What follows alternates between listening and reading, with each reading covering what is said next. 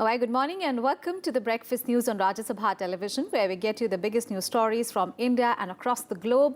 I'm Ashwarya Kapoor and these are the headlines. India accords the highest priority to its neighbourhood, says Prime Minister Modi ahead of his departure for BIMSTEC summit in Kathmandu.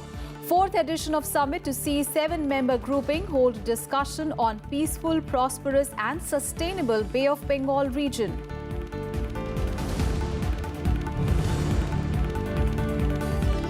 Committee of Secretaries are looking into possibility of enacting new law to check incidents of mob lynching submits report to group of ministers headed by Rajnath Singh. GOM to give recommendations to Prime Minister for final decision. Special session of Kerala State Assembly today to discuss aftermath of floods and reconstruction challenges. Centre says it will favourably consider state's demand to enhance borrowing limit. Schools and colleges reopen as the state finds its feet again. Iran could abandon the nuclear deal with world powers if it no longer serves the country's interests, says its supreme leader Ayatollah Khamenei. Adds that Tehran must not pin hopes on Europe despite their efforts to salvage deal after US's withdrawal. An Indian men's hockey team to play their semi-final match against Malaysia at the Asian Games. Gold medal tally rises to 11 after Swapna Burman wins a heptathlon event. Arpinder Singh takes up top spot in men's triple jump as India win gold in the event after 48 years. Our top story this morning, Prime Minister Narendra Modi has left for Kathmandu early today to attend the Bay of Bengal Initiative for Multi-Sectoral Technical and Economic Cooperation, or the BIMSTEC summit. Heads of governments of BIMSTEC are taking part in the two-day summit, where issue of a free trade agreement is expected to be discussed among other issues. Now, BIMSTEC is an organization of 7 nations of South Asia and Southeast Asia. Its members are Bangladesh, India, Myanmar, Sri Lanka, Thailand, Bhutan and Nepal. The Bay of Bengal Initiative for Multi-Sectoral Technical and Economic Cooperation will hold its 4th summit in Kathmandu today and Friday. Prime Minister Narendra Modi will be participating in the summit. In a statement ahead of his departure, the Prime Minister said, and I quote, "My participation in the summit symbolizes India's highest priority to our neighbourhood and our strong commitment to continue deepening our relationship with the extended neighbourhood in Southeast Asia," unquote. He also added that he looks forward to meeting Prime Minister of Nepal KP Sharma Oli and review the progress made in bilateral ties since his last visit to Nepal in May 2018. Before the formal beginning, host Nepal's Prime Minister KP Sharma Oli said the summit will be very much fruitful in facing challenges posed by global warming, achieve sustainable development goals and expanding connectivity to ease movement among the people of BIMSTEC member states and enhance cooperation. Economic prosperity of the people of the region, expansion of road network and construction of Buddhist circuit will mainly figure during the summit. Minister of State for External Affairs VK Singh took part in the BIMSTEC foreign ministers meeting to finalize documents and also the Kathmandu Declaration. He said India envisages a safe and prosperous region encompassing BIMSTEC countries. It brings together like-minded countries with a common commitment to peace, prosperity and development of its people. With a shared heritage, shared values and shared ways of life, it is a natural platform to build a common future. The strength of this particular grouping has been in responding collectively to adversities and in sharing its capabilities. Prime Minister Modi will address the summit today. His focus will be on terror-free Bay of Bengal region for progress and prosperity. For India, BIMSTEC is a natural choice to fulfill our key foreign policy priorities, which is neighbourhood first and our Act East policy. Regional cooperation under BIMSTEC also extends to development of the northeastern states of India, forming a bridge between the South and Southeast Asia. Prime Minister Modi will also use the opportunity for a bilateral meeting with BIMSTEC heads of governments, representatives. He will also inaugurate a pilgrim's home for Pashupatinath temple visitors that has been built with India's cooperation. Akhilesh Suman's report for Rajya Sabha TV. And in fact, Akhilesh Suman is now joining us on the phone line for more details on the story. Akhilesh, after India hosted the BRICS BIMSTEC Outreach Summit in 2016, now Prime Minister Modi is going to attend the BIMSTEC Summit in Kathmandu. Of course, there are signs that the grouping has, gradually emerged as a key vehicle to take forward India's interests in the region. So what are the expectations from the summit? Actually, Aishwarya, the way SARC has almost failed because of the Pakistan's maneuvering all the time, it could not emerge as a regional grouping that can work for peace and prosperity in the whole region. And that many members of this region, for instance, even Nepal, Bhutan, Bangladesh, we are also thinking that how we can increase our regional cooperation given the fact that SARC is not working. For all practical purposes, SARC has become dysfunctional. So when BRICS, the BRICS BIMSTEC Outreach Summit in Goa was very successful, and I was also present there. Yes. I could understand the nuances that was coming from the leaders of this region, and that yesterday Nepal's Prime Minister Oli has also told that if we cannot energize SARC, we should put our utmost energy to energize BIMSTEC. So you can understand that in the South Asian region, that is, all the major countries who are working for the prosperity of their people, and also the connecting Myanmar and Thailand, who are also part of the ASEAN, they are also willing that since we are a continuous territory without having any bilateral confrontation and contention, and also we don't have any strategic competition among ourselves. So I think that this was the underlying, that theme that Prime Minister Narendra Modi also wanted to energize the BIMSTEC. Right. I know that in last 21 years, BIMSTEC could hold only 4 summits. But Yes. now the frequency of summits has increased, and you can understand that it is taking place 2 years onwards. Yes. So I think that BIMSTEC is becoming a major economic and also cooperation bloc in the South Asia and also Yes. Southeast Asian region. So I Right, think that Akhilesh. when the Prime Minister is going to speak today at around after 3:30 afternoon, I think he will also elucidate. Yes, his own indeed. And Prime Minister Modi has left for Kathmandu to attend the BIMSTEC summit. Thank you so much, Akhilesh. So, as you were mentioning, the idea of BIMSTEC is to reassure South Asia that the region can work together to achieve common goals, and with India also playing its due role. Thank you so much. We'll keep coming back to you for more details on that story.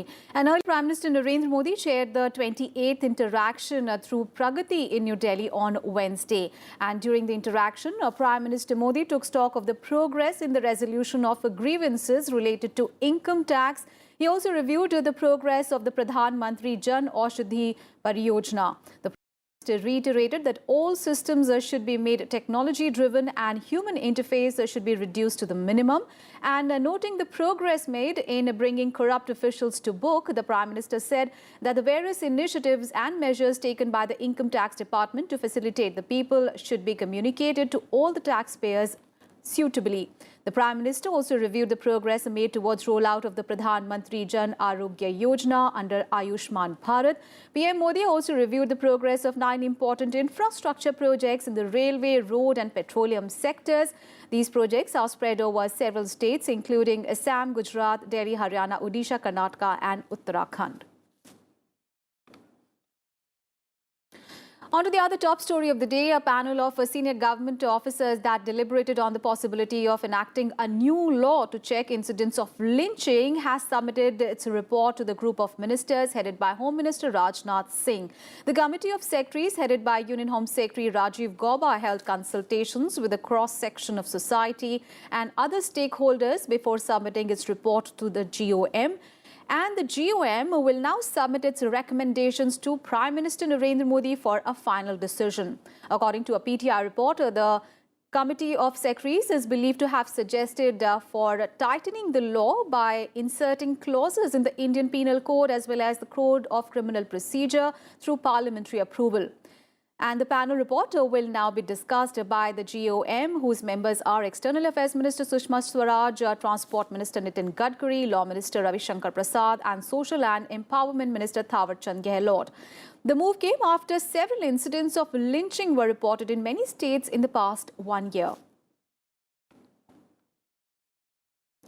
And in a meeting headed by Prime Minister Narendra Modi, the Union Cabinet has decided to raise the dividends allowance of central government employees and pensioners by 2%. The move will benefit over 1.1 crore people. And the government also raised the allocation for India Post Payments Bank by 80% just 3 days ahead of its launch. Here are all the details. The Union Cabinet approved an increase of 2% in dearness allowance for central government employees with retrospective effect from the 1st of July 2018. Dearness allowance has been raised from 7% to 9%. The move will benefit over 48 lakh government employees and 60 lakh pensioners. The impact on the exchequer will be 6,112.20 crore rupees per annum. The Cabinet also approved additional funds of nearly 635 crore rupees for India Post Payments Bank to 1,435 crore rupees. The decision comes 3 days ahead of the nationwide launch of the Payments Bank by Prime Minister Narendra Modi. On day one of the launch, IPPB will have 650 branches and 3,250 access points across the country. The Payments Bank will offer savings and current accounts, money transfer, direct benefit transfer, bill and utility payments, and enterprise and merchant payments. All 1,55,000 post offices in the country will be linked to IPPB system by the 31st of December 2018. The project will generate employment opportunities for 3,500 skilled banking professionals and others engaged in promoting financial literacy. The Cabinet has also approved an MOU between the Railway Research Bodies of India and South Korea to strengthen scientific and technical cooperation. With inputs from Panchanan Mishra, Bureau Report, Rajya Sabha TV. On to some other news. In his first interview after rejoining office, Finance Minister Arun Jaitley hit out at the Congress party over the Rafale deal. He accused the Congress-led UPA for stalling the Rafale deal and consequently putting India's national security at risk. Take a listen. Now, let us in the first instance look at the conduct of the Congress party, and then I'll come back to all the pricing issues. What is this transaction all about? This transaction is about purchase of medium multi-role combat aircrafts. Why is that needed? The Indian Air Force and the forces have been feeling that their combat ability has to be substantially improved. A simple aircraft, even if it's a fighter aircraft, is really a flying instrument. You can use it for such attacks as far as the eye can see. It's only an aircraft which is loaded with weaponry, which can strike targets at a huge distance. And when did this proposal start? During the UPA regime. The necessity was felt by the forces in 2001, that is post-Kargil. The enemy was on the mountain top and we were using the Bofors guns to fire at them, and it took us 3 months to get rid of them. If we had the combat aircrafts of a multi-role and you could strike from, let us say, a 50 kilometer or 100 kilometer distance on target from the aircrafts, the whole war game would have been different. And therefore the forces felt that you need this combat aircraft, which is fully loaded, which is multi-role, so it performs many functions, the details of which we cannot go into, and that's what the Raksha Mantri rightly said, because these are national security considerations. 2001 is when the need was felt. 2003, the acceptance of necessity was recorded, and 2004, the UPA came. Both our neighbors, Pakistan and China, are empowered in this area. China more so. The UPA itself put out a tender, got offers, shortlisted 2, and when 2007 asked for the price bids, found Rafale to be the L1 cheapest, and spent close to a decade till 2012, shortlisted on price and quality Rafale, and for some reason that indecisive government then turned around and said Well, it needs to be re-examined, facts have to be reconsidered, and then put it in the cold storage, and India's security was compromised. I have therefore, in the questions that I have raised today, was it policy paralysis, decision-making paralysis, that you allow India's security to be compromised by indefinitely not taking a decision? Or was there any collateral consideration which compelled you to just abandon it and put India's security at risk? After all, once you have gone through a tendering process, once you have gone through there are two ways in which the defense forces acquire their acquisitions. Either it's by competitive bidding or it's by an intergovernmental agreement. India and Russia have had several intergovernmental agreements in the past. We have a history. They went through a competitive bidding, shortlisted, and then virtually abandoned it. And the forces were crying foul that we need our combat ability because we live in a troubled zone and we need it. And therefore, my first set of questions to the UPA is, why did you indefinitely delay it? Why did you abandon it? And did you not seriously compromise India's national security when you did this? And then what happens is the next phase, when in 2014 the NDA government came into power. Arun Jaitley also cleared the pricing round the Rafale deal. He said the present NDA government has managed to keep prices down by at least 20% for each aircraft as per the 2016 deal as compared to that of the UPA in 2007. Meanwhile, Congress President Rahul Gandhi has once again raised his demand for inquiry into the Rafale deal row. In a tweet, Congress President Rahul Gandhi proposed forming a joint parliamentary committee to look into the purchase of the 36 fighter jets from France. Rahul Gandhi is expected to meet the party's core group today to chalk out its strategy to take on the government further on this matter. आपने HAL को बाहर किया, आपने official secret act का उल्लंघन किया, आपने CCS से मैंडेट नहीं लिया, आपने 126 की जगह 36 कर दिए, उसका कोई प्राइस डिटर्मिनेशन नहीं हुआ, तो इसकी जांच होनी चाहिए। सरकार जी जितना मर्जी ये डिनाई करें, इनकार करें, सच्चाई तो सामने आएगी। News from Madhya Pradesh now. On a two-day visit to the state, Chief Election Commissioner O.P. Rawat has said that there are no major errors in the country's voters list. Rawat said that the Election Commission has identified some discrepancies and it is undertaking a campaign to correct any such errors. He assured that elections in Madhya Pradesh will be conducted on time and that the poll body will keep a close watch on code of conduct violations. तो मध्य प्रदेश की नहीं बल्कि सारे राज्यों की मतदाता सूचियां बिल्कुल ठीक हैं। उनमें जो भी कमियां या जो भी डिस्क्रिपेंसीज हैं वो कमीशन ने खुद आइडेंटिफाई की हैं और उनको दूर करने का पूरा कार्यक्रम चला रही है ताकि पूरी जो त्रुटियां हैं वो दूर हो जाएं। Big story coming in from Kerala, where a special session of the State Assembly will be held today to discuss the aftermath of the flood and reconstruction challenges before the state. The State Cabinet has asked all the departments to come up with action plans for reconstruction efforts. Meanwhile, the centre has said that it would favourably consider the state's demand to enhance the borrowing limit and sought permission to impose a cess of 10% on state GST. A central team would again visit Kerala to assess the damage, and a decision on the assistance would be made after its report.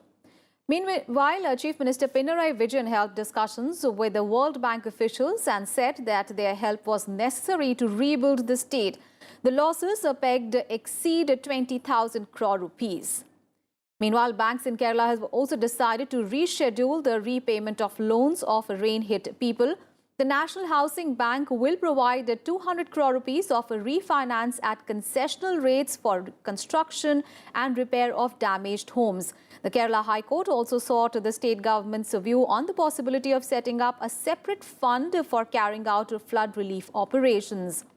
And in a significant indication of life returning to normal after the torrential rains, schools and colleges reopened on Wednesday. The Cochin International Airport, which remained shut for almost 2 weeks, also began operations. News from Odisha now, where the state government has said that there was a possibility of minor to medium floods in 11 districts in the state after the water levels in the Mahanadi River continued to swell following the discharge of water from the Hirakund Dam, with the situation likely to become grim in the next 12 hours. Chief Minister Naveen Patnaik took stock of the situation and asked the administration to remain alert. The authorities of the Hirakund Dam had yesterday opened 25 gates as the neighbouring Chhattisgarh had released huge volumes of water. The situation became worse when the local rivers added to the woes. The district collectors have been asked to ensure that there was enough stock of food materials besides water, medicines and other essential items. But Naik also asked the district collectors to evacuate people living in low-lying areas. The state government has deployed rescue teams in different vulnerable areas. As per the IMD forecast, there is a possibility of rain or thunder showers in many places across the state, but no warning of a heavy rainfall. On to our top international focus, Iran's supreme leader Ayatollah Ali Khamenei has cast doubt on the ability of the European countries to save Iran's 2015 nuclear accord, saying that Tehran might abandon the agreement. The pact is now under threat following a US's withdrawal. Khamenei cautioned President Hassan Rouhani not to rely too much on European support as he came under increased pressure at home over his handling of the economy in the face of US sanctions.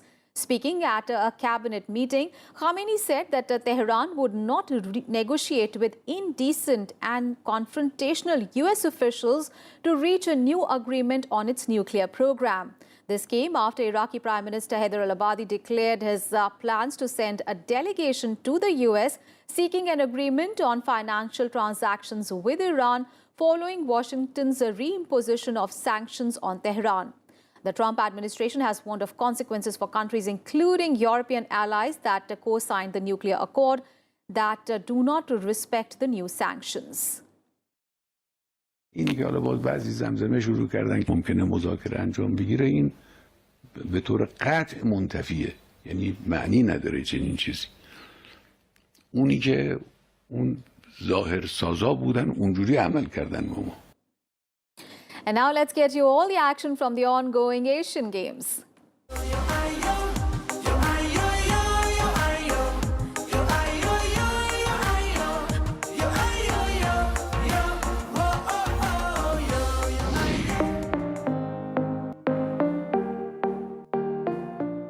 It is a crucial day for India at the Asian Games because the Indian men's hockey team will take on Malaysia in the semi-finals today. And earlier, Swapna Burman created a history by becoming the first Indian woman to win gold in the heptathlon event on Thursday. Wednesday. And Burman won the gold with the 6,026 points. And in the men's triple jump, Arpinder Singh clinched India's first men's triple jump gold in 48 years with a jump of 16.77 meters. In women's 200 meters event, Duti Chand clinched India's silver medal to join PT Usha in the list of athletes who have won more than one medal at the Asian Games. She crossed the finish line in 23.2 seconds to claim the silver medal. In table tennis, Sharat Kamal and Manika Batra became the first Indian pair in history to win a medal in the mixed doubles event. Kamal and Batra won a bronze medal. And India's women's hockey team entered the final after defeating China 1-0 in the semi-final match. Gurjeet Kaur scored the only goal of the match through a penalty corner to seal the victory for India. In boxing, Vikas Krishan is assured of an unprecedented third consecutive Asian Games medal. Vikas defeated his Chinese rival 3-2 in the 75 kg weight category, while Amit Pangal advanced to the 49 kg semi-finals to assure himself of a maiden medal at the Asian Games. Looking at the medals tally now, India is placed 9th in the medals tally with 54 medals that include 11 gold, 20 silver and 23 bronze medals. And while China remains at the top spot with 221 medals, including 104 gold medals. And South Korea is placed third in the medals tally with 131 medals, including 37 gold medals.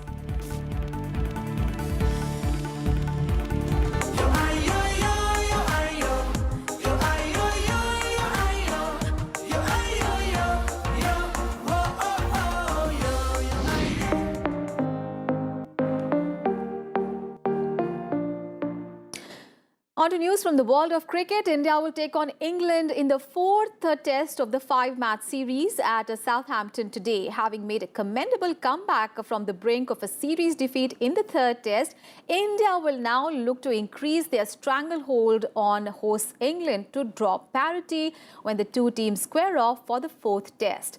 After defeats in the first two tests, India produced a splendid all-round performance to win the third test in Nottingham by 203 runs. The match today will begin at 3:30 p.m. Now all the action from the US Open. Serena Williams has advanced to the third round of the women's singles. Williams defeated Germany's Karina Wittuteff in straight sets. The six-time US Open champion will now face sister Venus Williams in the third round. Venus Williams, who is a two-time US Open winner, beat Camila Giorgi 6-4, 7-5 on Wednesday to enter the third round. And in the men's singles, former world number one Andy Murray bowed out of the tournament in the second round. Murray, back on the court after 14 months due to an injury, was beaten by Spanish Fernando Verdasco in 4 sets. And with that, we wrap up this edition of Breakfast News. Thanks for watching.